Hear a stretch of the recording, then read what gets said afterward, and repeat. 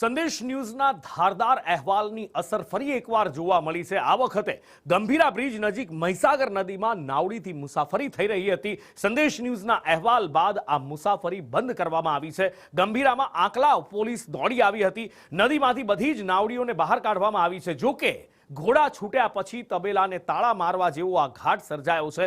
કોઈ ઘટના બને એ બાદ જ તંત્ર જાગે છે ને અહીંયા પણ આણંદનું તંત્ર બોલ્ટ પલટ્યા બાદ જાગ્યું હતું। લોકોના ટોળે ટોળા ઉમટી પડ્યા હતા અને ગંભીરા નજીક નાવડી પલટી એ બાબતે મામલતદારે પણ નિવેદન આપ્યું છે। એમણે કહેવું છે કે લોકોની વ્યવસ્થા માટે સરકારી બોટનું આયોજન કરવામાં આવશે, પણ એ હવે સ્થાનિકો નાવિકો માટે ટેન્ડર પ્રક્રિયા શરૂ કરવામાં આવશે એવું પણ કહેવામાં આવ્યું છે। એક બાજુ તંત્રની બેદરકારીએ જીવલેણ બેદરકારી હતી, જેના કારણે ગંભીરા બ્રિજ તૂટ્યો। આ એકમાત્ર બ્રિજ ત્યાંથી આવન જાવન માટેનો રસ્તો હતો। એ રસ્તો બંધ થતા લોકોએ જવું ક્યાં? પ્રાઇવેટ નાવડીઓ શરૂ થઈ અને એ નાવડી પણ મોતનો સામાન, મોતની સવારી સાબિત થઈ। સંદેશ ન્યૂઝના અહેવાલ બાદ જ્યારે આ નાવડીઓ બંધ કરવામાં આવી છે ત્યારે હવે તંત્રને અક્કલ સૂજી છે કે લોકોને હવે એક બાજુથી બીજી બાજુ જવા માટે શું વ્યવસ્થા કરવી, અને હવે કલેક્ટર કહી રહ્યા છે કે સરકારી નાવડી શરૂ કરાશે।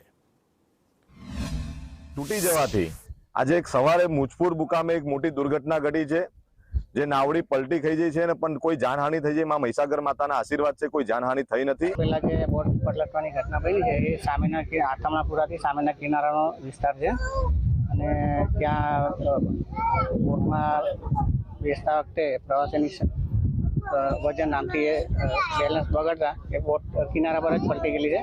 કોઈ જાનહાનિના સમાચાર મળ્યા નથી।